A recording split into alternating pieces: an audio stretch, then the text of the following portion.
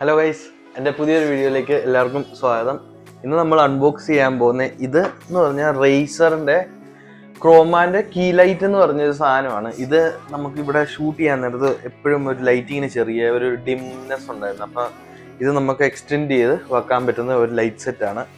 അപ്പം ഇന്നത്തെ വിശേഷം ഇതിനെ പറ്റിയായിരിക്കും. അപ്പം നമുക്ക് വീഡിയോയിലേക്ക് പോകാം.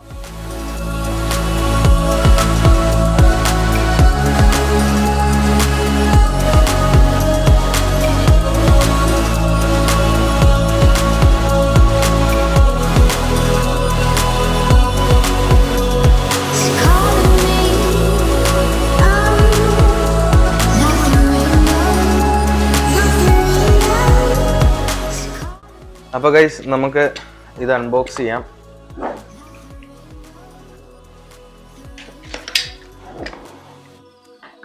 ഇതെന്തുവാന്ന് എനിക്ക് പോലും അറിയത്തില്ല ഗൈസ് ഈ സാധനം. പക്ഷെ എനിക്ക് ഈ ലൈറ്റിങ് ഒത്തിരി ഇഷ്യൂ ആയതുകൊണ്ട് ഞാൻ രണ്ടും കൽപ്പിച്ച്, ഞാനും ഇത് ആദ്യമായിട്ടാണ് കാണുന്നത് എടുക്കുന്നതൊക്കെ. നമുക്ക് ഒരുമിച്ച് തന്നെ പഠിക്കാം.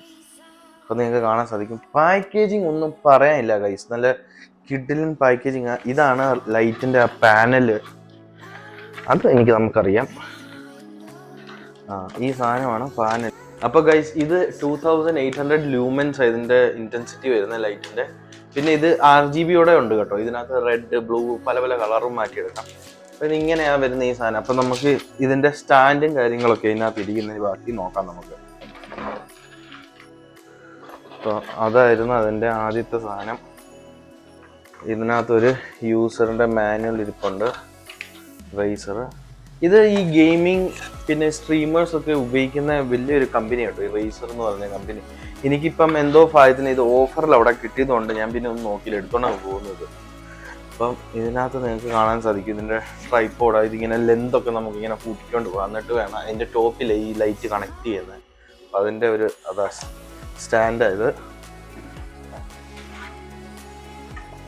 വേറെ ഇതിനകത്ത് നോക്കാം നമുക്ക് എന്തൊക്കെയുള്ള.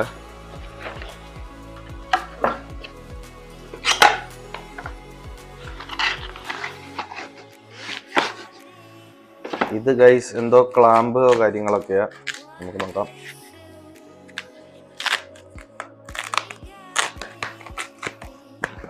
അതെ ഗൈസ്, ഇത് ഇതിൻ്റെ ക്ലാമ്പ്. ഇത് നമ്മൾ എന്താ ചെയ്യുന്നതെന്ന് വെച്ച് കഴിഞ്ഞാൽ ഇങ്ങനെ ഈ ഫിറ്റ് ചെയ്യുന്ന സാധനമാണ് ഇത്. അപ്പോൾ ഇതിങ്ങനെ കറക്കി കറക്കി നമുക്ക് തുറന്നെടുക്കാൻ പറ്റും. ഇത് നിങ്ങൾക്കറിയാം, ഇത്രയും തിക്നെസ് ഉള്ള ടേബിൾ വരെ ഇത് നമുക്ക് ഇങ്ങനെ ക്ലാമ്പ് ചെയ്യാൻ പറ്റും. അപ്പോൾ ഇത് ക്ലാമ്പ് ചെയ്യുന്ന ഐറ്റമാണ് ഗൈസ്. അപ്പോൾ ഇത് നല്ല ക്വാളിറ്റി കിട്ടും, നല്ല വെയിറ്റ് ഉണ്ട്. ഇത് ഹെവി മെറ്റൽ ഈ സാധനം മൊത്തം. റേസറിൻ്റെ തന്നെ നല്ലൊരു ലോഗോ ഇതിനകത്ത് കൊടുത്തിട്ടുണ്ട് ഗൈസ്. പിന്നെ ഇതിനകത്ത് ഒരു ക്ലാമ്പ് കൂടെ ഉണ്ട്, നമുക്ക് നോക്കാം. പാക്കേജിങ് ഒന്നും പറയില്ല കേട്ടോ, നല്ല കിടിലൻ പാക്കേജ്. ഇത് നമ്മൾ ഫിറ്റ് ചെയ്യുന്ന ഹുക്കൊക്കെയാണ്. നമുക്ക് എല്ലാം പുറത്തെടുക്കാം. ഇതെല്ലാം ഹുക്കുകളാണ് അതിൻ്റെ. അപ്പോൾ ഗൈസ്, വേറെ എന്തോ ഉള്ളതെന്ന് നോക്കാം നമുക്ക്. ഒരെണ്ണം കൂടെ പെട്ടിയുണ്ട്. ഇതിൻ്റെ പവർ കേബിൾ ആയിരിക്കണം. ഇതും ഏതോ ഒരു ക്ലാമ്പ ഗൈസ്. പിന്നെ